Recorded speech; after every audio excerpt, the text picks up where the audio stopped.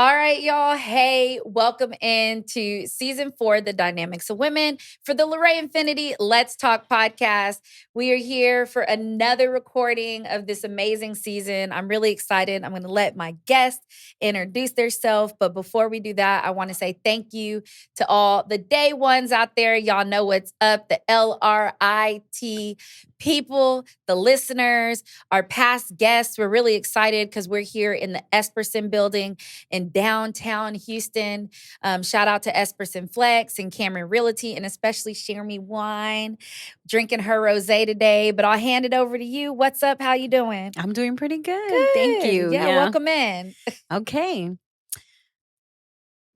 So my name is Deniz Lopez. I am 40 years old and I am a Libra to the core. Today I met with one of my leads for a project that is all about revitalizing empty lots in Third Ward. And I'm so excited about the start of this and involving and bringing together more community. And you are listening to LaRae Infinity Let's Talk podcast, season 4, The Dynamics of Women. Yes, the dynamics of women. So before we dive into anything, I have to talk about how we met. Okay. We met through Kanesha in Harambe Art Gallery, and we were doing Ladies in the Hat during COVID. That's right. Right? You remember Yes. that? And we were doing the production of it and taking it from in-person to virtual. And Kanesha was like, I was talking about my podcast, and she's like, oh, my friend owns a radio station. I was like, it surely can't be that easy, because I was manifesting. I was like, I need to find other ways for this podcast to be heard by more people on different platforms. Then I met you. I met Drew. I learned more about the radio station and Zen and the history and all that stuff. And I remember even during like the interview process, I was like, oh yeah, my dad owned a radio station. And then I was like, oh yeah, my sister was a mass comm major and on the radio. So it was really random how but not random, right? Like everything just kind of formed together. So I always will say thank you for the opportunity to be, one of your broadcasters as one of the owners. I think that's super dope. So I appreciate the things that you do in the community and who you are and how you're building and growing things out in a very intentional and purposeful way. Like a lot of people don't understand or acknowledge like the guerrilla work, that work on the ground, the things you do that may feel slow moving but have generational impact. Yeah. So thank you. I appreciate you for that. Thank you. I appreciate you being a broadcaster. Yeah. We can't do it without those voices too, I mean, we can, but we don't want to. Right. And then, also, I love being like all real radio so I can fucking cuss, like all that. So it's super fun. So let's talk fast. Let's play a game before we dive in to your story.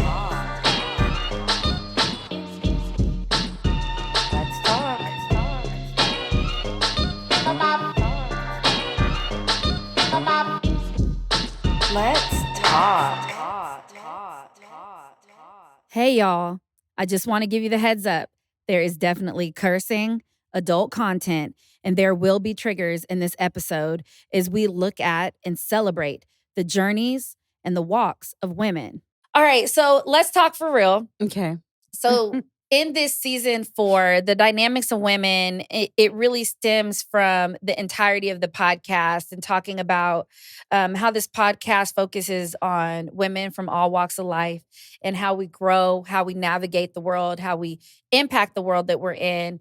And celebrating what we consider our often untold story, the pieces you skip over because you were uncomfortable or somebody is uncomfortable when you tell it, but also helping normalize some of those stories so that there's more research, there's more conversation, there's more protection, there's more normality around women and our processes and the things that we realistically have to go through. Just like with Black history and book bans, we don't have to erase the things for them to happen and for us to do other things. Like it doesn't have to be stuck. Right. And I also believe on this podcast, everything that we do helps other people on their walks and journeys too. Let them know things are okay. Even the fucked up shits, it'll be okay eventually. So yeah, I just want to dive in and, just talk about the things that are these these badges that we carry that are full of shame are really growth and beauty. And so, yeah, All right. yeah, let's chop it up. I want to know who you are. Who are you? Where are you from? In your family dynamics growing up. Okay. So I am born and raised in Houston, Texas. I'm from Denver Harbor, Houston, which is just east of Fifth Ward that What up, more Denver people, Harbor? yeah, more people are familiar with. And it's primarily Hispanic community. I often in conversations call it Little LA because it's a lot of um very difficult black brown relationships Mm, between Denver Harborians and Fifth Wardians. okay. And so that cross was not happening and was very frowned upon. I grew up in that kind of space, the gangs and things like that, at a young age, being around and knowing about gang violence very young. Um, but my family is originally from Second Ward, which is also in the East End. And my family helped establish Our Lady of Guadalupe Church, which is known as one of the very first churches that Mexican Americans were allowed to go to and Mhm. thrive in and build on navigation. And so my family is still very involved with that church. And so part of our legacy as the Lopez family is in our work in Second Ward, Segundo Barrio. I love that. Hmm. So, are you an only child? Are you middle? Yeah. What school did you go to? How was your background in school? Were you like the nerd, the geek, the weirdo? Okay. I have two sisters. My older half sister Myra, and a little sister named Vanessa. And yeah, so I'm the middle child. I did not know You you were didn't the know middle. that? Well, I was the middle child. I am, Yeah. proverbially. I Oh, still got the okay. middle child shit going on. I didn't know you were Same. the middle child. I So let's am. pause for a second. Let's talk about middle children because we're amazing, but we have some fucking issues, Yeah, right? yeah, So it's interesting. what are your middle child things? What are your hangups? I mean, I definitely consider myself the black sheep of the family too. Like I think I exhibit those things. Like somehow, it was almost like the first child gets all of the no, you can't do nothing, Yeah. anything. It's very like guided and everything. For me, it was still pretty strict, but they like got a little lackadaisious because they saw how rebellious my sister still was on the low. And then it was like they went through me and I'm like, I don't know, I just um was a certain type of person. And it seems like my kid sister is also very like doesn't, my sisters live on the same block. I've been the one trying to get away all this time. So yeah. So, okay, the black sheep. I guess, yeah, that's a thing too. And I'm in this phase of life where I question phrases and words and stuff. And it's Hmm. interesting because when I was younger, we used to have white days and they were our cleanup days because Ah. my parents, especially my dad, was really big on everything associated with the word black was negative, right? Mm. And when I think of being the black sheep, I think of like that clean ebony, like the one that's out in the field and all the little dirty ones because the white and the dirt They're all kicks up. dirty. And I'm like there. So I am what you would consider the black sheep in the That's family. But regal. yes, well, even simple things like my level of openness and honesty allows Hmm. my family to share things or people and all that Yeah. stuff. So I enjoy it, but I do definitely say that I had an interesting mindset on being a middle child. I definitely embraced some of the things that I was supposed to Mm. have a challenge with. And I was like, Okay. okay, yeah, middle child check. Yeah. Yeah. I don't like that. And I do feel like everybody's attacking me. Cause I do. I be feeling like everybody's attacking me. They Yeah. be sleeping on my gangster, That's all that kind of stuff. true. I need to lean into this more. Yeah, lean into that middle child. And Yeah. the song. I be playing J. Cole Middle Child all the time. Oh, Baby, yeah. count me out. I'll be like, yeah, they do. So, I it's love when you great. got me out. Yes. I turned that one Yeah. up all the way. So you're Yeah. the middle child. Yeah. You grew up in Denver Harbor. Yeah. Okay, so grade school. I was a favored student. Okay. I realize that now. As a matter of fact, I just talked to my 4th grade teacher who went on to become a principal of Wheatley High School and beyond. Okay. And I'm like, I want to interview you because I was the one that was like could skip a period because I was sending notes from between him and my eventual fifth grade teacher that they got married to one another. So I'm like, I'm walking notes. I don't have to do, I'm like, I'm still getting the grade. But I did love to learn. I loved history, and I guess they saw in me, that. And I was a writer so early too that it was like, oh, you write really well, so you don't need to be in this class, obviously. In middle school, I was the attendance person. So all the first period, I was walking around, bossing up. You are not here. No, you are not. Taking things in. And when I was in 7th grade, I worked in the library for a period. So I was just kind of like, I'm part of the staff, right? Oh, I mean, look, I relate to you. I was. People laugh, but I was a peer mediator in high school. So Yeah. The two people that had the conflict, instead of them getting sent to ISS, in school suspension, or anything like that, if it was non-violent, they would send them to the peer mediators. And we would sit there. So it'd be, the two, like, LaGina and Denise beefing. Yeah. And here comes, LaGina. And she's like, well, how does that make you feel? And You're helping them out. Yeah. It's so funny because all those things, even the co-founder of a mental health nonprofit, as I'm doing it, I'm like, this is cheesy as shit, but it works. Yeah, it works. Yeah. And it keeps you uncomfortable. Yeah. And in high school, I went to DeBakey High School for Health Professions, DeBakey. which was extremely difficult. Okay. And it took me out of a space where I was like, I'm number one. And I'm the top student, I'm the top girl, to you're like 112 or whatever out of 150 because our, small classes. I got a like diversity explosion too, which I had never been exposed to. So that was interesting, like learning other people and learning other cultures really fast and learning with them. And so that was like a big eye opener. And I was, not in my community. I was in 3rd Ward already. Yeah. And, so yeah, went to college for a short while, but I decided I was finished and I got involved in community work ever since. Yeah. So go back to high school because a lot of people don't understand, or maybe people do. But what I see all the time, even like when a young kid walks by, you can tell that they've never seen somebody from another culture, right? So what does that look like for you in high school? In high school, right? Yeah, in high school. One of the first things that was interesting to me that I always remember happened, and we became friends later, but I had to take summer school, which I thought was so beneath me. But before I started high school, because they didn't offer algebra in my neighborhood, it was like, you got to have this. And so I had to do like a speed course of algebra before. Yeah. And so I was already on campus.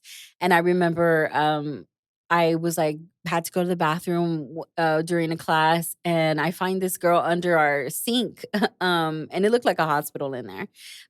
So she's under this gigantic Like, what sink. do you mean, like a hospital? Like sinks are huge, and everybody washes their hands. Oh, at the same thing. The tub, the basin thing. Yeah, and a lot of the rooms were set up like hospital beds and things like that, and how you would properly like wash, and surgical labs and stuff like labs and things. Oh. Yeah. Okay. So anyway, I find this girl, she's sitting under the tub, the sink, and she's crying, and I was like, are you okay? And she was like, I made A- and my parents are going to kill me. And she was just like serious. And So white girl? No, it was an Asian girl. Okay. And I was just like, oh. Huh. I just realized I was in a whole new world for Another real. level. Yeah. And I was just like, wow, because it didn't mean that much to me. I mean, I was like an A student. I wouldn't be later in that school, but I just didn't understand. And I was just like, this is the type of people that are here with me.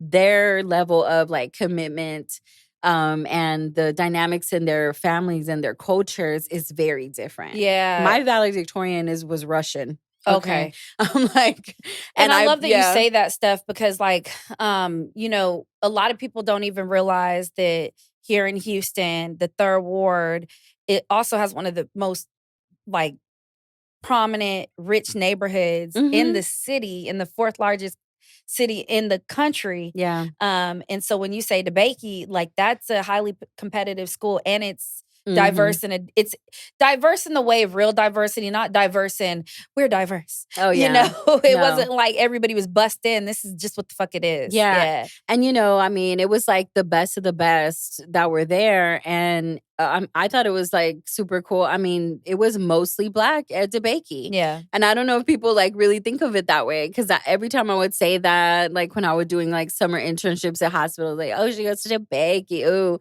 But it was like, it's Black folk. This is the most, you know, we had like white people sprinkled in, Latinos like in and out of that situation, and then other. Yeah. But white folks were the minority at DeBakey, you know? And I mean, people really thrived and we learned. But yeah, it was like just real, really, really real. Like I had never seen an Indian person besides at a store. Yeah. Behind the counter. So I'm like, now I'm learning with their children, learning about their food and their culture. And also about like how their communities worked. And it was quite a thing. It's a real thing. And I love the fact that people go real hard on public school, and rightfully so. Public school can be quite fucked up. Yeah. But one of the cool things that I do see that happens in a public school, especially one where it's like the proverbial melting pot, is you get to see and learn other cultures and everything else. I remember even, you know, being in high school in the locker room and being like, oh shit, they wash themselves different than us. Or, oh, their bodies look different than mine. And just stuff that you would never know unless you were in culture. So I heard you say something about you were A's. Get to DeBakey, you had to take that summer school. Old girls tripping under the sink about A-. You had A's. When did the A's go away? I mean, that school was very competitive.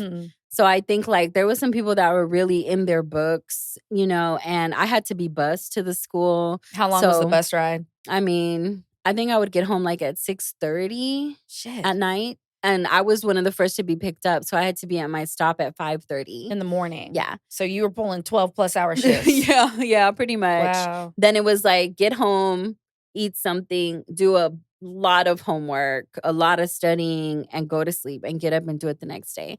So my social world, my family, extended family, it was just total collapse because I didn't have time to talk to anyone. My weekends were like catching up, you know, doing the work and trying to excel. But there was some people that, I mean, it was just like, it was so strict that there was just no way you could compete. And there was some people in my school that were paying people to take tests for them at the end. You know what I mean? So they got it like that. So I mean, we all know how that goes for college athletes. Yeah. Right? You know, I mean, and so it was super competitive. And I think it was just like, how can you catch up to someone that is just like, that's what they're all about. And their starting point is different, right? Absolutely. Like I learned how to type on a typewriter.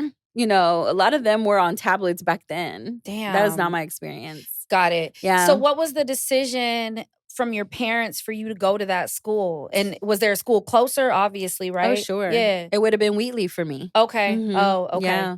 But I wanted to go into the medical field. That was my passion. I wanted to be a pediatrician.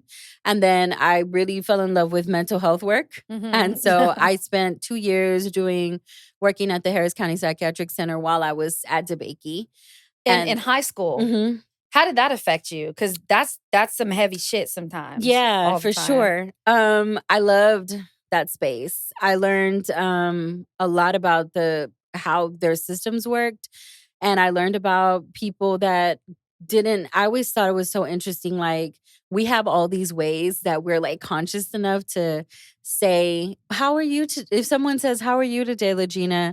You you can feel like whatever. It can be terrible. Yeah. But you have the mental structure kind of to these, there's like, I can't think of what they're called, but it's Social like these, normalities, yeah, maybe? that like these social like blockages to say, I'm doing pretty good. Thank you for asking. Yeah. And moving on. Yeah. Well, people that are like working on mental health or have mental health issues, they don't got none of that. And I would be there in the morning, so they were doing rounds, and so we'd meet with everyone that was there, checked in, and they were talking about whatever. And if you asked them how they were, how they felt, it was like they're gonna tell you the truth. Whatever they're seeing, whatever they're thinking, And over time, I really enjoyed that because there was no hiding their truth. And it's like we do that. And we make it worse for ourselves. And I see how like people are fake nice and they fake care and all these other things. We still deal with that. It's so dangerous. And I talk about on the radio show a lot, especially at the dating and group discussions.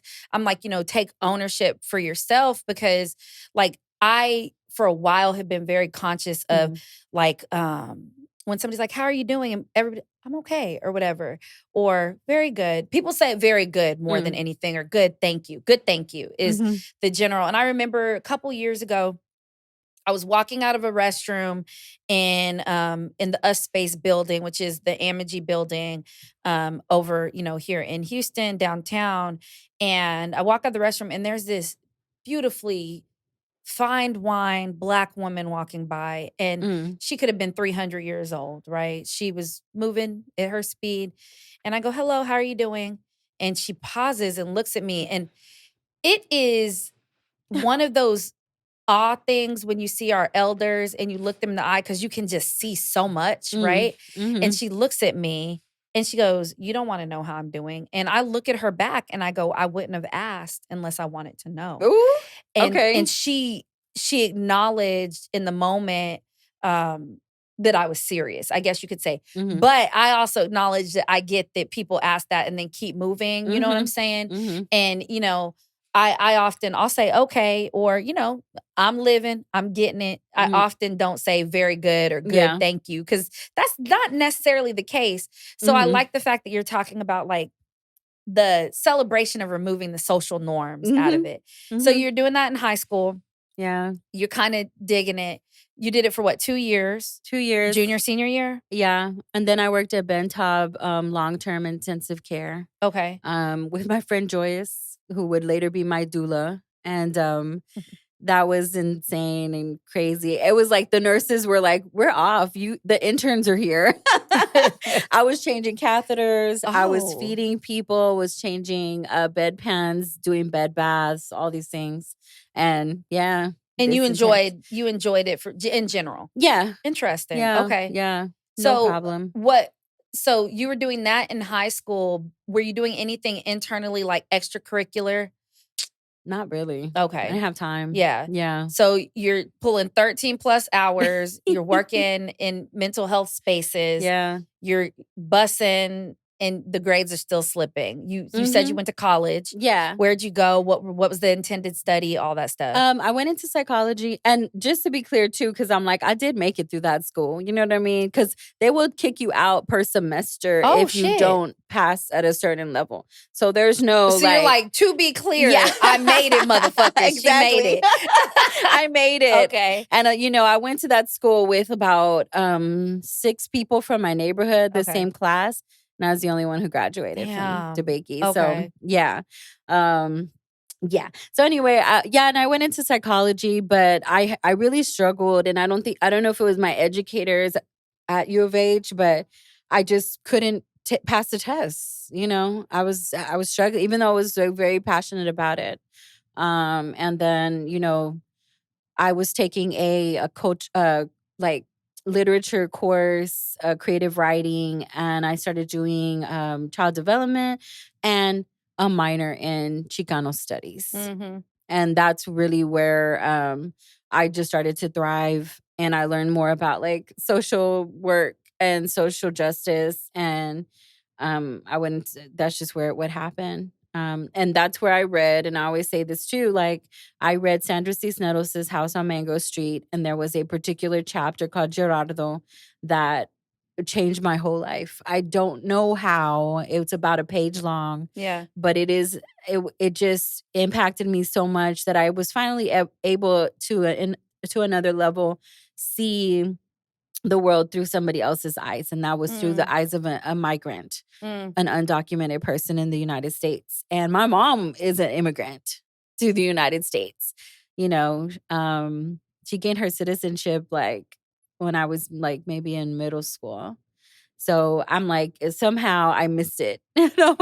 And yeah, so I'm like, that opened my eyes to so many things, and I became a immigrant rights activist after that. Okay, yeah. And one thing I remember, Deborah, she was season 2, and we were talking about the fact that, immigrants' kids, especially when parents or family members not on papers, how it has you moving different, right? Mhm. Even you keep your head down.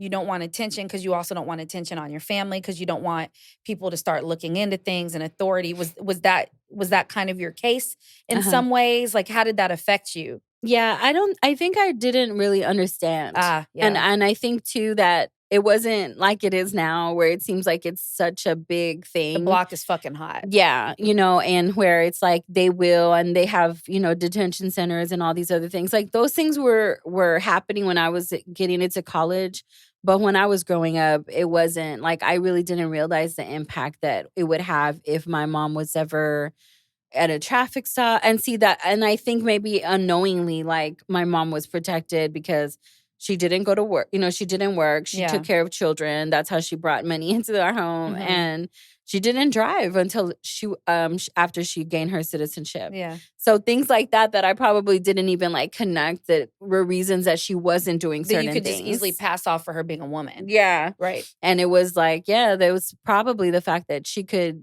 be deported. That she was, Mhm. now it's like, it's insane. I mean, I have friends that are, immigrants, and I mean, it's just like they could run a stop sign and that's it. Yeah. Their life is over, Yeah. in the United States. Well, their life could legit be over in some Mhm. of those detention centers as well. Absolutely. And Mhm. it even takes me back to I'm a Trekkies kid, so there's that. But it even takes me back to Card season 3, season 2. They like get time warped back to 2024, Okay. and one of the people on the starship is I don't remember who he is, but like 7 of 9 from the Borg and all that kind of stuff. Mhm. But when they go down, he's Mexican. He's a Okay. Mexican, right? Like he's Okay. not a starship officer. He's just Mexican. And because they're coming down from the starship, they took off all their stuff. They have no current identifications and all this kind of stuff. And Mhm. the big thing they said is, okay, like, don't get your transporter taken. You can't take any of these weapons because if they get held by anybody, it's going to change the trajectory, all this kind of shit, right? Yeah. So the white lady who's 7 of 9, she goes down. The mixed lady, she goes down. He goes down. And their tractor beam is messed up. Mm. So they all land in random places and they're just going to use their communicators to get back to each other. The mixed lady lands in a homeless shelter area and she's like, wow, next to the huge For the Future building, but right in front of it Mm. is this unhoused camp. Okay. And then the 7 of 9, she lands and finds her. Oh boy, falls out of the sky. He hits a balcony, falls down flat. They take him to a clinic Oh, because he has okay. nothing on him. No ID. He has no papers. Yeah. And so they take him to a clinic. He ends up getting ICE and almost deported. So they got to go rescue him and stuff. And it just took me back to like real Mhm. life shit. Yeah. And when we think about, because I always talk about, I think that women especially should get extra checks when we're going for jobs and everything else for just logistical stuff. Like, Mm. who else has to start planning logistically from the age of 9 to 14 because all of a sudden how I felt about it. My body started attacking me. I thought God was going to skip me in the period. I didn't understand it fully. And so Yeah. when it came, I felt betrayed by the Lord, and all this stuff. But then you got to logistically plan, like, what happens if I'm bleeding heavy and Mhm. it bleeds through? What happens if, like, my pH, when I don't understand pH and little boys are saying I smell like fish? What happens if, Mhm. like, I need an extra tampon? What if the bathroom's dirty? Like, all these logistical things that we naturally have to start biologically, whether you land in a woman's body or identifies with whatever Mm. you want to do, but the body, Yeah. right? So I always think we should get extra ticks for that kind of shit. So when you think about immigrants and kids and Yeah. being in black skin, like all those things, we should be getting bonus points for that. Instead of like these badges of shame, like I was saying earlier. Mm. Okay, so you're doing all this stuff. You don't realize what your mom's doing, or maybe the family dynamic on that end because you're a kid. Yeah. And, often parents put up that wall to protect their children. You did pass, you go to college. Mhm. What was that light switch or that impactful moment where you were like, fuck this, college, I don't need it. It's not for me. I mean, I think I really started getting into, like I said, activist work and realizing how the people that had the most, that were doing the most work and were most connected, were not necessarily college graduates. They were not in academia. These are people that are from these communities and they care, so they show up. They're the organizers. They're the ones, or they're the ones that are being directly impacted. Yeah. And they put themselves on the line to try to bring attention and, you know, get some equality and things like that. And I just was like, I just thought that I kind of in my own mind like devalued all of that. I like rejected academia. And I think too, I had a lot of thoughts that I felt like were original, and they wanted some primary sources and some secondary sources. And I'm like, this is just me. This is how I feel in my truth and what I've learned. And it just didn't fit with the structure of schooling. And so I just started to reject it. And so and I was already like became the lead in in an organization that I joined, that's a national organization. And I just, made all these connections and still have them to this day. So it was just, I just was like, I decided I was finished. It Yeah, was, you're like, this, it's yeah, not serving me. yeah. And you know what I always say about colleges? It's like, I think everybody should try it. It's the connection and all of those things, but it's not for everybody, right? Hmm. Okay, so all of this going on, you start being a community activist. So what's going on in your life at that time, behind the scenes? What is happening? I'm I'm Mexican. And so I think like the idea is like you're supposed to find someone to marry. Mm, I was always very stuck on one person in particular. I mhm. chose them in 5th grade and that was it for Oh, me. shit. Yeah. And so I think I was navigating that because he ended up getting married. How old were you when um, that happened? um I was maybe 21, 22 years. No, yeah, maybe like 21, 22 years old, when that happened. And so, kind of like what I had decided for myself was not happening or wasn't gonna The happen. thing you saw. Yeah, and so, I was just like, "Okay, what now?" But I started doing youth ministry. I was raised Catholic, and so, kind of going from school at DeBakey to college, and, my cousins are like, "Oh, we're doing this thing." We had an amazing youth minister, Arnold Alanis, may he rest in power, and, we just all like would be at the church. And so that's what I was doing like in my spare time too. So we started a thing called Sorority of Faith for young women to, yeah, to It was come a in. women's sorority for Jesus. Yeah, for Jesus. Yeah. And I we love would do it. the going to Freeport and, yeah, retreats and things like that. Okay. Faith night, praise and worship. And I taught confirmation 1 and 2. Okay. So Mhm. you were having the church in your Mhm. 20s. Yeah. Okay. Early. So Yeah. what kind of your early 20s? So what kind Mhm. of impactful things at this time are you doing? How are you moving? What's starting to shift in your life to get you to where you currently are now? Well, just in the same vein of religion, it was interesting because I was learning things, and our lesson plans came directly from Pope John Paul, Okay. the second. And so it was interesting to be in a classroom, and I was really trying to teach kids how to apply this to their real life and not just, be like, this is in the Bible and it's the past, but how do you make it work for you now in the future? What do these stories mean? And so I was always like considered like a very renegade teacher in the church. But at the same time, as I'm learning about activism and I'm learning about history and how we got here to this space of how people think about us, racism, our dynamics with other Black Indigenous people. I don't even have no idea about indigenous people, Right. original people. No, because all that stuff is skipped. Like if we're really talking Mhm. about it, even it's really interesting you say that, the not know, because even for us, because we're like millennials, all that kind of stuff, Yeah. and we think our not know is a lot. But I was talking to my mom in passing, Mama Harris, shout out to Mama Harris. Yeah. Hey mom. Talking to her in passing, and one day I had said something and she goes, for me, I feel robbed because I didn't even know that I didn't know the stuff. And she's like in her 60s now, learning shit that like I would never say we take it for granted, but just we're like, oh yeah, we know that, right? Yeah, yeah. And this is stuff that even is the smartest person I've ever known, right? She just knows shit. Yeah. It's even like it's just been never there or removed, right? Simple things. Like the one Black character to hold on to was in Star Trek, and that was it. Oh, I thought you were gonna say Star Wars. You did have, Yeah, Calrissian. yeah.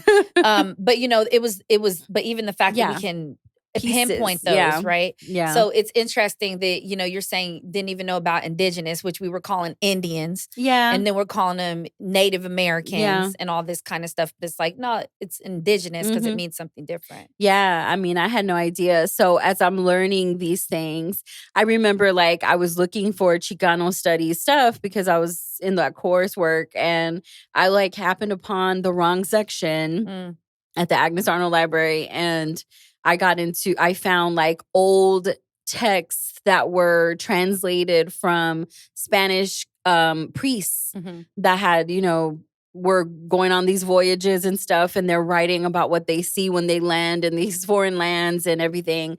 And I'm just like, wait a minute, that changed me as well. That's not what they told us. Yeah, that's not, and just understanding like the lie, and also understanding like something that we have to take into account, like as brown people, is that we're made up of a slave master, a colonizer, and original indigenous people to the Americas. Yeah. We're both of those things. It works inside of us. It's always battling. So I think part of like the people that I came around were really trying to find these original pre-colonial ways of thinking, of moving, of building community. And so I started to reject Catholicism, Christianity pretty much altogether, and started to learn about like nature and, a lot of other things. And so that was a lot of what was happening. I was becoming politicized. Right. And am I a Panther? Am I a brown beret? Am I involved in, Maya Danzante? What am I doing?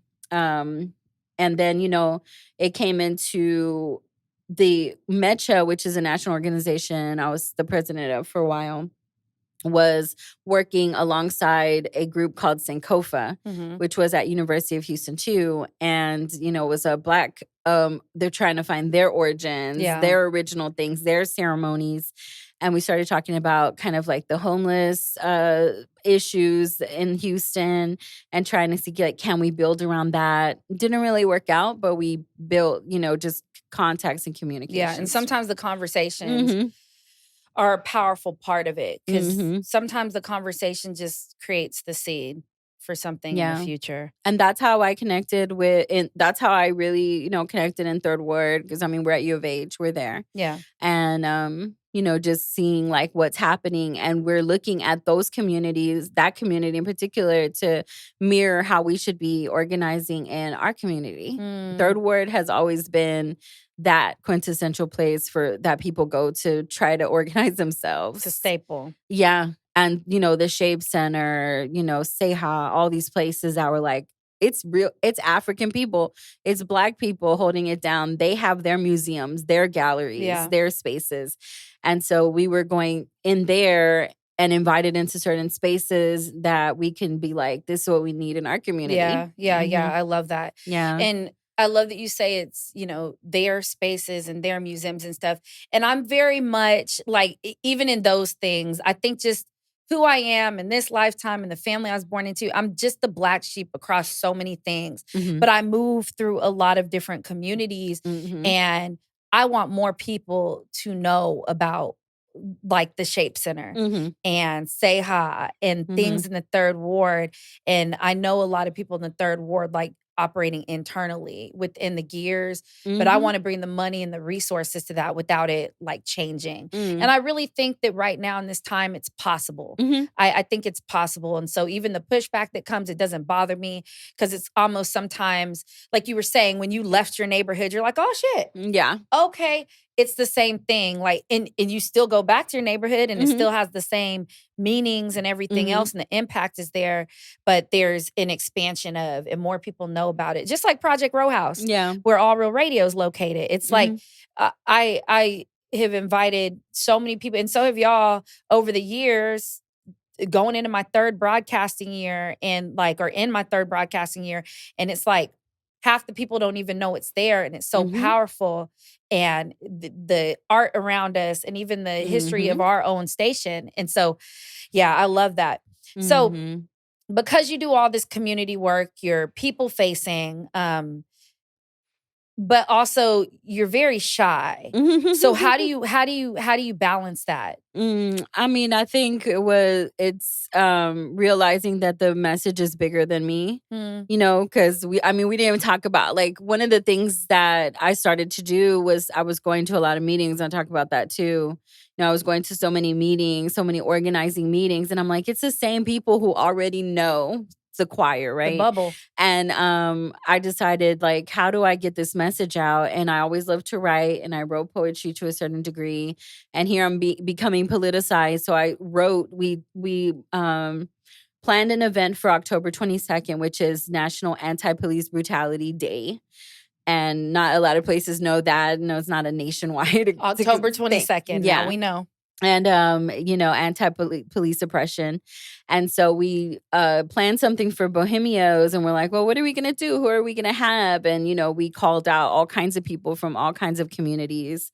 And that's where I wrote a piece for that event. And that was like my first, like, decolonized, even though I didn't have that name yet, to write something. I'm scared to death about getting on a stage. But I really had to tell myself, like, it's bigger than hip hop. And I really need to get my ass up there and say what needs to be said, and let people know about the Minutemen, to let people know about police brutality. So all my poetry at the time was about, the social impact work that I was doing and the people I was meeting and things like that. Everything. It was, like my friend Victoria Valenzuela says, nonfiction poetry. Nonfiction poetry, like the real stuff. Like, I love poetry. One of my the fun things that I did during COVID was Clubhouse. You remember Clubhouse? Oh, yeah. I used to get on there. There was these like late night groups, and it's just people that would just be spitting poetry. Oh, nice. The whole time. And I loved it. So because you get to tell pieces of your story through poetry, Decolonize is your poet name. Yeah, your poet name, your stage name, and all that kind of stuff. What's that piece of your journey or your story right now that hasn't been told, or that chapter has yet to be cracked open to share? Two things come to mind. First, like, I'm working on my second poetry book, and it's about relationships, or it's the love poems, right? And so, right. Go ahead. So that's gonna be very interesting. I've already called some of my exes. boyfriends or lovers and been like, by the way, you got it on record or had them sign some shit, so they're not turning around like Jasmine's. What was it, Adele's ex or Jasmine Sullivan that was like, you can't write about me? I don't know. It sounds like Adele. Bitches. But, even like Drake recently was talking about how he regrets using people's real names. Ooh. And that was a question because he destroyed some lives. Yeah. People that had moved on from him, And it's like, is that you he's talking about? Lives from the third block from the house or whatever. Yeah. So I didn't include names. I decided not to, even though, I was at least one person that I was really like, I'm going to include his name. But I was like, nah, I'm not going to do it. But, I've been having those kinds of conversations and revisiting, and that's been interesting. And for people to know that side of me, because I don't often read. It just depends the circles or the nights and where I'm at or how much I've had to drink that I'm going to read a poem that's about a relationship or a sexual situation or whatever. Mm-hmm. So these poems are all about, like, I have not let Drew at the radio station read my book. Really? No. Right. I've sent it to other people and I'm like, I don't want you to, don't look it. Wow. What is it like? Is it like a sex novel? Like he laid me on the bed. Some of the poems are that way. And he gave me head. Wow. Drip, drop, drip, drop. Like stuff like that. Okay. Yeah. Some of the poems, some of them were relationships weren't that way, but some definitely were. Yeah. So yeah, I'm like just digging into that is so interesting and kind of like relationships and what that all means. And being single again. You know what I'm saying? And so what is single again? Yeah. And I think the other thing for me that I've really been thinking about is that, like, giving myself permission to change. And, somebody or a mindset that I may have had, 10 years ago is not here anymore. Denise is not the same. And I've had some conversations like that with friends of mine that are like, I think that you're thinking differently about this and it bothers me. And I'm like, I can't change what I've come into or my experience. Give an example of something that's a mindset shift. How I feel about politics. Yeah. You know what I mean? And even community dynamics, I was just telling Crystal, yeah. I'm like, community is why we show up, right? We tell ourselves this, yet community over time, some of the people that I've really opened myself to have shown me that this is not the best thing. They're soul suckers sometimes. And because of that, you get colder and colder. You get more close. My favorite, my community song is Jay-Z and Kanye's Why I Love You. Oh. You never heard that song? Go check it out. And to me, it's such a storytelling piece because it's like the circle got smaller, the walls got higher, the castle got small, everything's getting more and more concise as they grow. Yep. And I hate that to a certain degree, but I understand the protection that's needed. But I really still want to be communal, and our space is communal at All Real Radio. Yeah. So I can't just be like, I don't want to do community work anymore. It's a balance, right? Mm-hmm. Because as you go, as you grow, as you move up or lateral or expand, whatever you want to call it. Mm-hmm. But there's also the awareness of like I was saying, those soul suckers. There's also the awareness of you have to have people around you that aren't depleting you, especially because you are depleting yourself in the work that you're doing. Yeah. So it's interesting because it does start bothering you a little bit. Because I was talking to my partner the other day, and I was like, if you've noticed, there's a lot of people that know me and a lot of people around me, but my actual circle is not that big. Mm-hmm. There's my circle, then there's a circle, and then the circle, and then the circle, and then the circle. Yeah. But that middle one is not that big. Yeah. I was dramatically, I have no friends, right? Dramatically, of course I have right. friends, but I have no friends. Mm-hmm. When you think about it, but I think that that's some of the sacrifice of doing the community work or being in media and that side of it. Yeah. Because people don't understand, on the mic, this is 100% me. Mm-hmm. But also when I'm not on the mic, I'm in the corner, mm-hmm. right? And I've been even Crystal, who you were talking about, and for y'all that don't know, Crystal is our day of production person. She posts social media. She helps with the green room. She's a really close friend of mine. She's actually a Black female engineer, to be clear. Okay. Right. And, you know, even that, I recognize the sacrifice of my friends for me to do this. Mm-hmm. But like, she's like, oh, you've got to stand there and you've got to talk to them. And I'm Yeah. like, but I'm done. I finished the mic. She's like, that's not it. And I'm like, okay. Yeah. You know, so I love that you're saying that and sharing it Mm-hmm. because it can be a challenge as well. Yeah. I mean, and it's always like a struggle. And yeah, I mean, like I've changed like the way I think about things, and, you know, relationships, marriage, all these things are different. I'm not even, you know, like even the Mexicayot like that I've practiced or whatever. What does Mexicayot mean? So Mexicayot is a pre-colonial, the way that before the Spaniards came into the Aztec Empire, the way that they practice spirituality. Got it. It's not a religion, it's a spiritual lifestyle based thing. And that's what I learned in college, and, you know, did a lot of ritualistic things around that. What we have recovered, you know what I mean, from our history. But I'm like, now, you know, like I mixed Ifa. We have some Muslim traditions that we have and all these other things. So I'm like, somebody who like is a purist from back then might be like, what are you doing? You know, but I don't care. Like, I'm just different. Like I've changed, and I don't agree or go along to get along. Have you lost friends from Definitely. as you move? Yeah.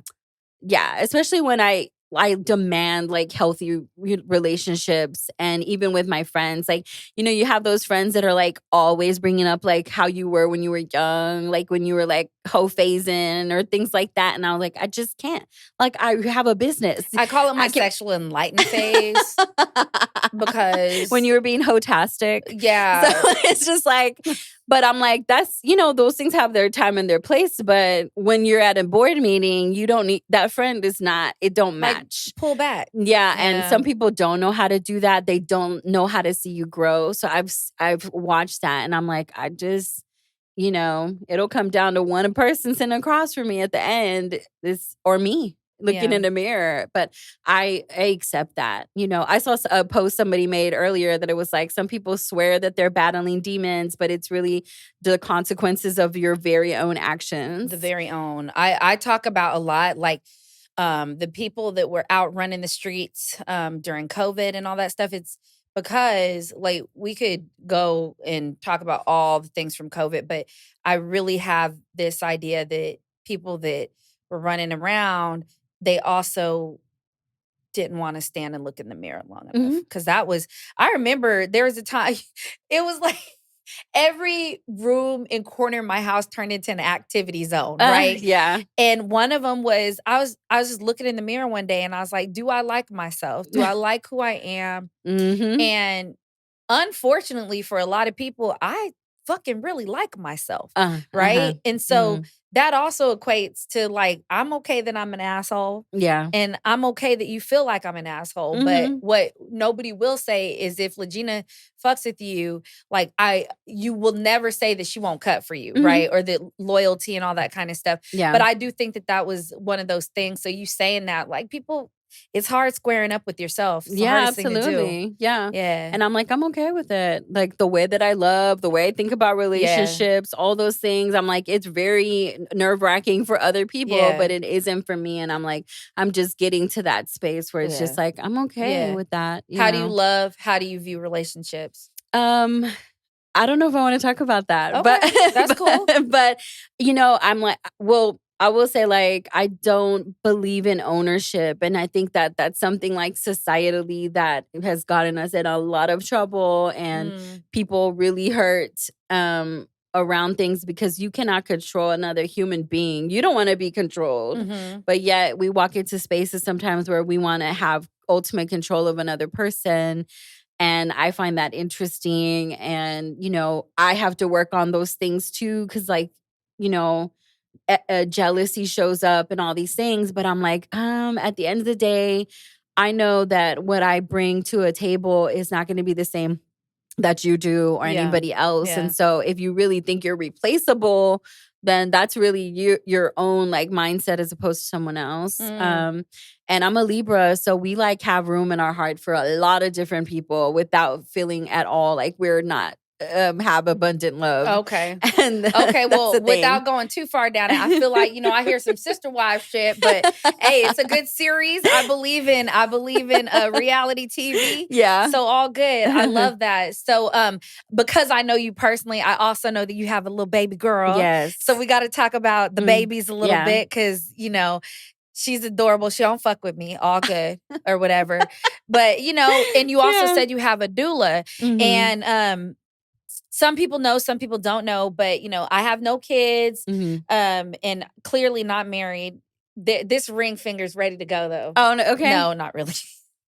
I still feel like I'm gonna straight up be the runaway bride. I'm like, wait. I'll be right back. I just need to smoke one more time. I'll be back. I left something in my car. Right, like I gotta go. Okay. Where's LaGina? She's in Jamaica. She'll be back. Y'all stay there. But in all that, like I do have a doula. Like I have a crew doulas. So, when and if I decide to be in a relationship where we decide to have a kid, I have that because I also know that death rates for Black women are ridiculous in a 2023 world, and it's scary. I don't know one Black woman that has found out they were pregnant and was able to just be elated, right? Like, oh my God, I'm pregnant. It's like, it's either I could die or, well, damn, and it's a scary thought. And I think for me, it has also played into me making sure I'm not pregnant. Like, do I want to die just because somebody looks at me and decides I'm not worthy of good health care? And that's a scary thing, right? Definitely but you have a kid, you've been through health things. So like kind of go through that with me. Yeah, so I had throat cancer that was diagnosed with papillary thyroid carcinoma in 2017. What does all that mean? It means that I had so papillary thyroid carcinoma, it's cancer. Yeah. In my throat, it had taken over lymph nodes in my throat and it had attached itself to my thyroid, even though my thyroid was healthy and productive. It had to all go. And most people actually have papillary thyroid carcinoma. Like if you have an autopsy at the end of your life, they'll be like, oh yeah, there was cancer in her throat. Most people have it. It's just so slow moving for most people that they never have to deal with it. But some of us do. Okay. Depending, on your hormones. So I had to have my thyroid removed and a lot of lymph nodes. I had to get my right arm to work again and all these things. Within that shift, I got pregnant. And so, I have a daughter. She's 4 now. And she's crazy. She's a whole human. Yeah. Yeah. And I'm astounded, by her. Because I'm like, not long ago, you were very reliant on me. And now she's like, wakes up and takes out her tablet by herself and don't talk to nobody, But, it's wonderful. It's challenging. I don't know where she came from. Well, she told me she came from the stars and aliens. So I know where she came from. These kids are on a whole nother level. Like I believe in evolution. And I think that right now we're in a time where we get to see it in real time. Yeah. Because these kids, even the COVID kids, and they're going to have to rewrite baby books because you know how babies in the head thing, these motherfuckers are like, good morning, and holding their heads up and stuff. She was born like that too. Yeah. She I don't want her to be afraid of anything. I told my family early because their worry words, like, don't tell her she can't fly because I think she would figure it out if you don't set that boundary. My child can levitate if I don't tell her she can't. And I think about that in all aspects. Like I want her to be the kamikaze getaway driver, whatever the heck, she wants to do. And I want her to like not be afraid to try things. Yeah. And that's a scary thing to say, but I'm like, it's like you came through me to give us an experience of you and you got to like learn and do as much as you can. Yeah. So she shows us and she tells us and she's like shifting away from her baby talk more and more, of course. But I've been lately, like she'll still talk baby to me. early in the morning or late at night. What's baby? Like, what's baby talk? Like, it's just like Baba jibber and jabber. mommy and No, it's like jibber jabber. And so okay. I'll record her speaking, in that way. And I just wanted the archive of her, like how she had her own language. Yeah. And it made sense to her. She'll be laughing and talking and everything. And I'm like, it's just very interesting to experience. Yeah. My her. nephew's he's 8 now. But I've gotten to see the shift because I even remember one of my line sisters and Asia, season 1, she's one of the episodes on season 1. And I was in the birthing room when Riley was born. Asia has made me swear never to tell the story anymore because I used to tell it in great detail. And she's like, bitch, stop. So I'm not going to say anything about that. But when Dean and Riley were around the maybe 1, Dean started walking and talking very young. Not surprised because our family just be like, stand up, talk. Like, fuck that shit. Get it going. Yeah. But Riley wasn't talking. But Dean would straight up and she'd be like, and Dean would be like, she said blah, blah, blah, blah, blah. And you could very much see that he was in between the two worlds. Yeah. And that's some cool stuff. And you don't want to take it away. So Yeah. I love that. I love that. So you had throat cancer while you were pregnant. What's your status right now? How are you? Yeah. I'm good. It's been 5 years. Me and Whitney Rae were talking about that because she was diagnosed with breast cancer, went through her stuff, chemo and everything else. I just had radiation treatment after Olivia was born. I had to wait because. So you had throat cancer while you were pregnant and you had to wait. Well, I had the surgery to remove it, but I couldn't do my radiation treatment that would ensure no regrowth until Olivia was 6 months old. Okay. So I had to wait and be away from her for about a month and a half of when she was 6 months. Did you breastfeed for the first 6 months or anything? Yeah, until she was out. Everything was holistic. And so that was a really interesting time. I had to be in isolation. Did you want to breastfeed longer?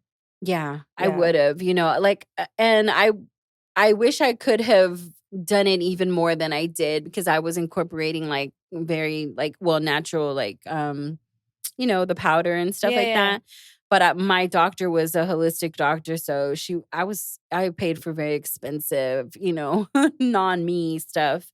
And in my lifestyle too was just a lot to take on. I commend women that really breastfeed for long term because I had a lot of anxiety around it. Yeah. And eventually my doctor was like, this is not good for you. Yeah. Yeah. Yeah.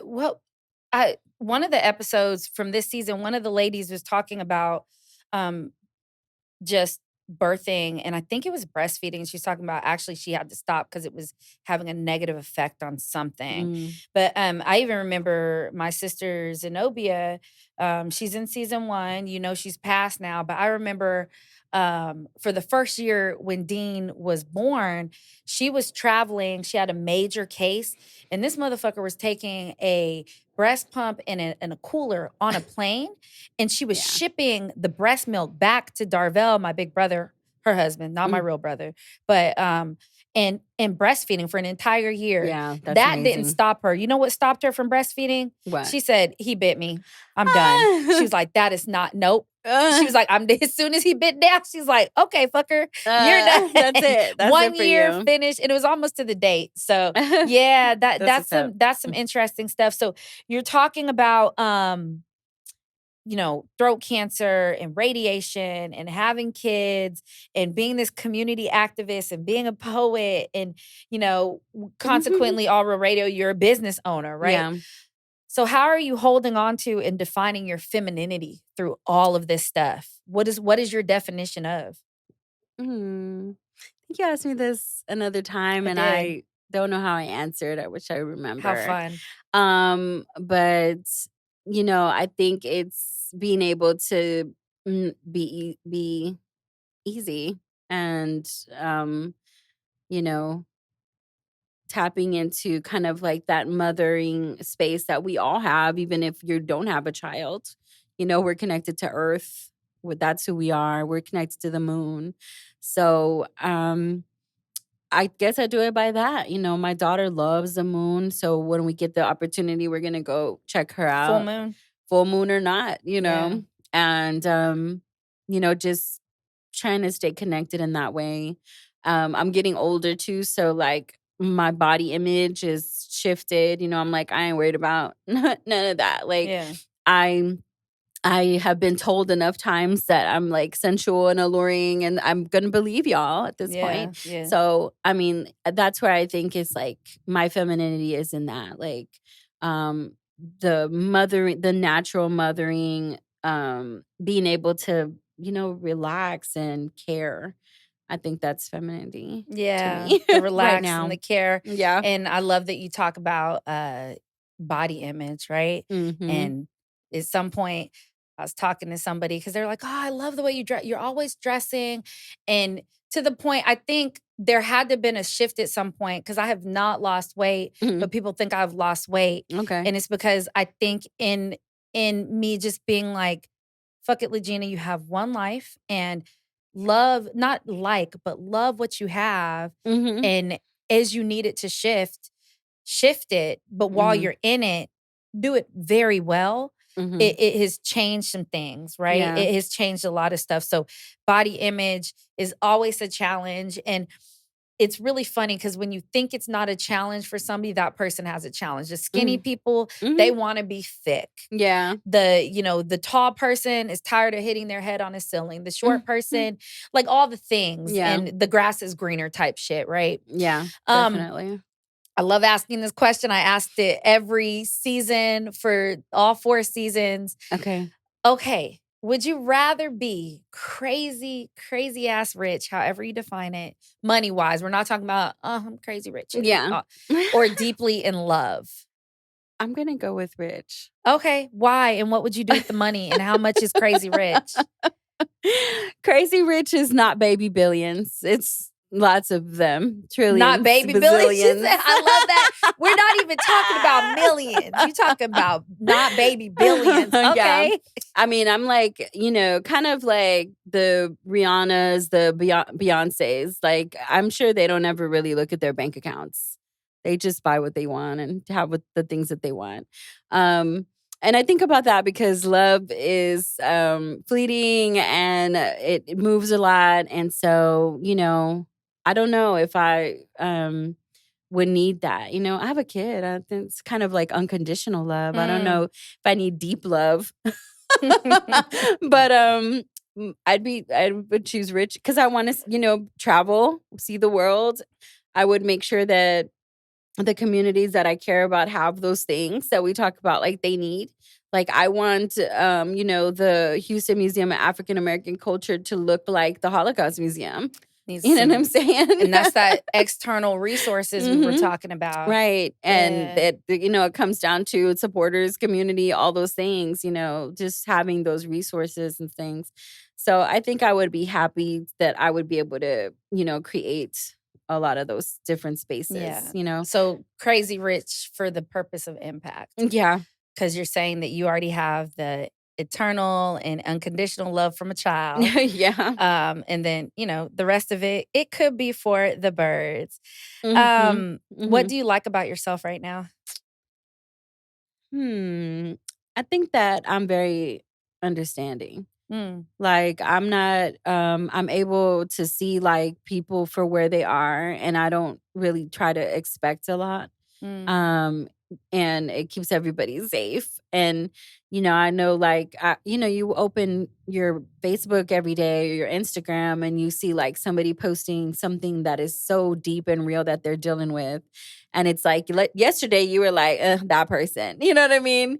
And I'm just like, you never know what someone is going you never through. know. And so, Mm, like, I like that, I can look at something and my expectation or what I think, what I guess I would perceive that they should have for me or pour into me, I can be like, I understand why you can't do that. mm, You know what I mean? Like, I really don't take it personal like that. The only time I take something personal is when it's personal. mm. But otherwise, I'm just like, I get it. Stuff, things, you know what I mean? Loss, grief, family, health. And I just am like, I can't expect somebody to like be all the way on for what I want them to do and be about. I love that dynamic because Yeah. for me, I feel like I naturally operate at this high, quick frequency, and over time have realized outside of the bubble, when you get out of your bubble, that that's not everybody's thing. Mm-hmm. And then, but the thing that I love to hate about myself is like I expect and demand excellency from the people around me. But I Mm-hmm. also need you to define what excellency is. And Mm-hmm. I can respect that, right? Yeah. Especially if you're not selling yourself short. So Yeah. it's all about the perspective. But I love that you say that. And in the same nutshell, what's something that you wished or you're hoping or you're working on liking about yourself that maybe other people have seen that they like about you that you're like learning to grasp? Mm,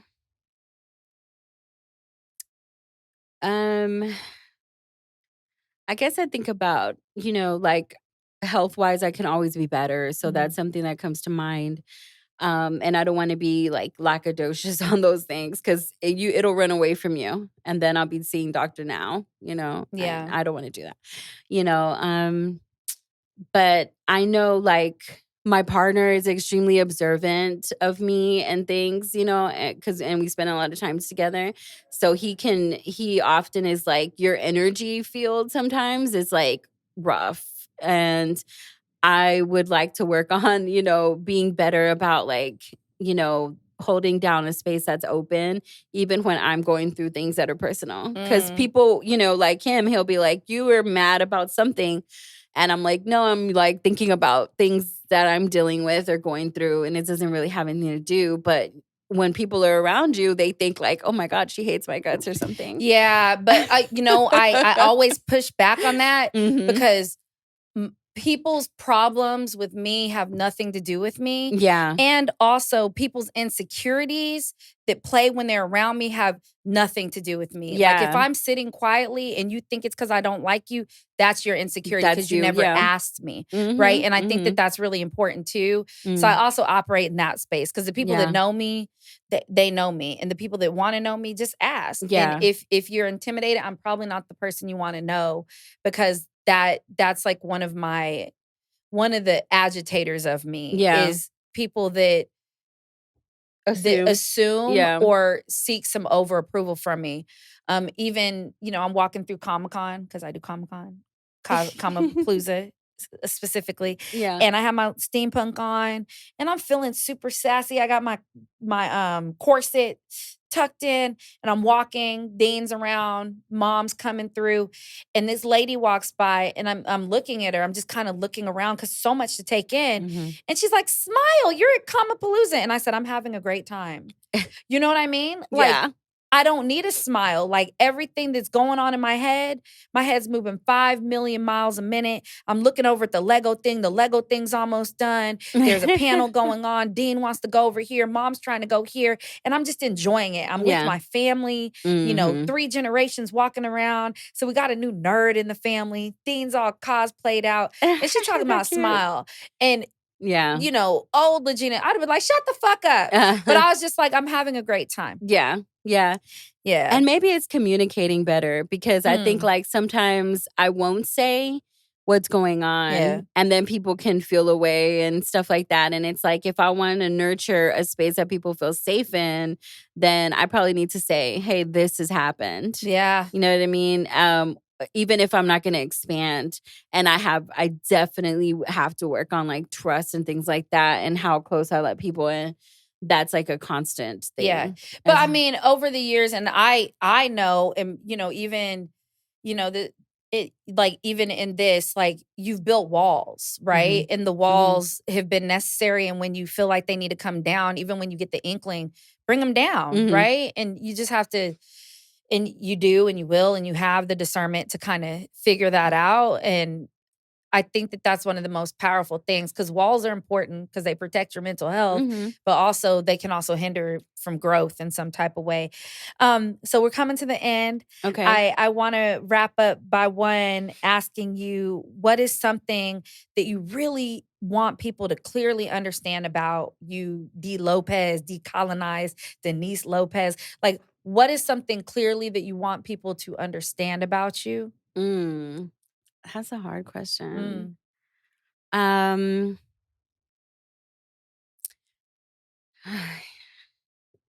I guess that I'm always growing. No, I'm changing.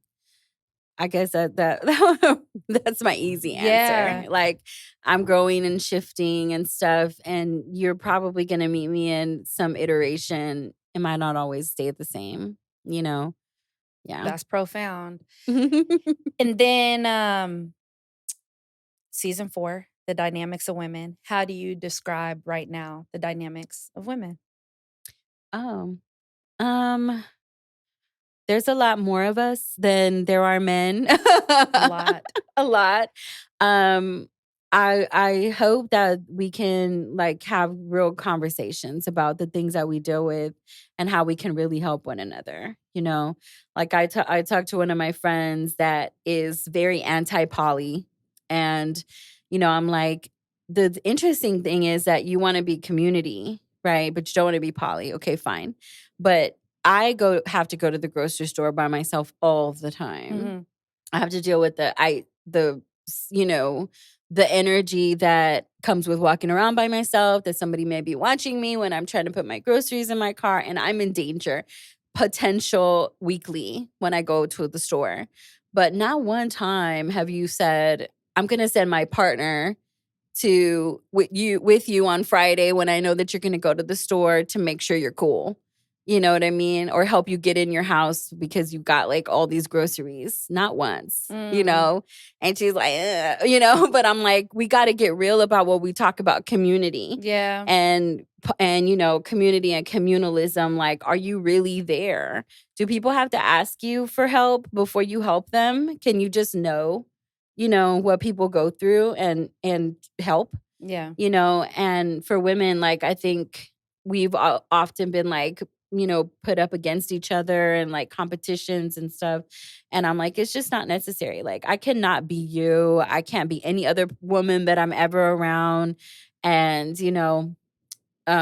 so we all have stuff to bring to the table. Yeah. So, I always talk about the importance of the conversation and the entrance point, and even how stuff is presented to us. Just like when we say women are called underrepresented, right? Are we? Because we're in our communities and we're highly represented, we're mhm, underinvested in. And so even the word poly, and I question that kind of stuff, right? Because I feel like that's separate from community. Because when you're mhm, talking community, like, how does that really show up? And it's yeah. really interesting. Nation, our guys over there, All Real Nation with No Flags.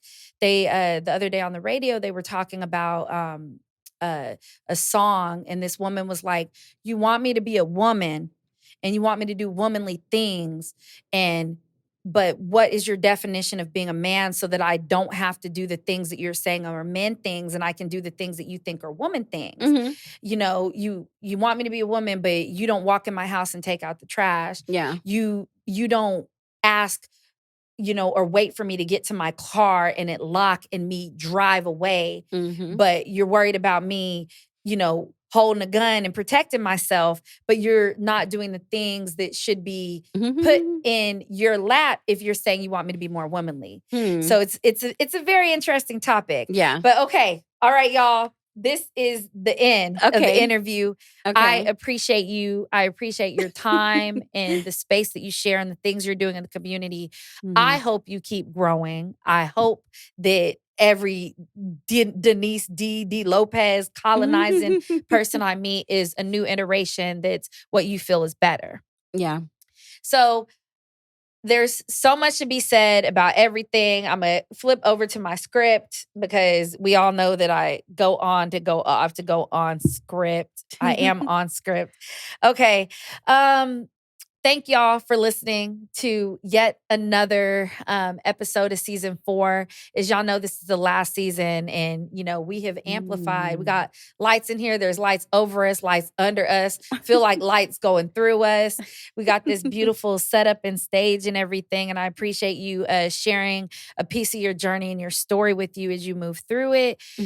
Listeners, if you like what you're watching, subscribe for those episode drops, share, and keep enjoying. Comment. I love comments, and we'll talk to me. I talk back like Sisters Who Kill say on their podcast. Talk to me, I'll talk back. But is you're moving through the world, as you're figuring out who you're going to be and how you're going to contribute to your communities and the world around you.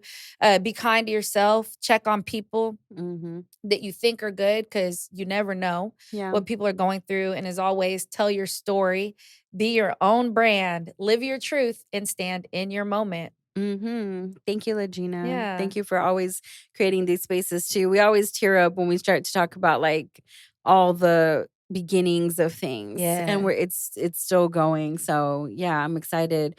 Next week is 9 years of oral radio, and it's amazing. I'm like, I couldn't have imagined. Yeah, June 8th. Yeah. Day also Kanye's Houston. birthday. Anyways.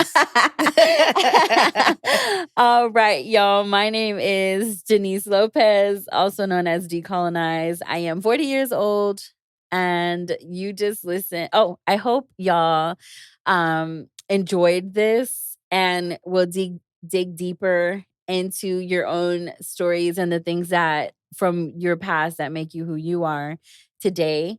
You just listened to my story as I live my truth and stand in my moment on the LaRae Infinity Let's Talk podcast season 4, The Dynamics of Women. Thank you.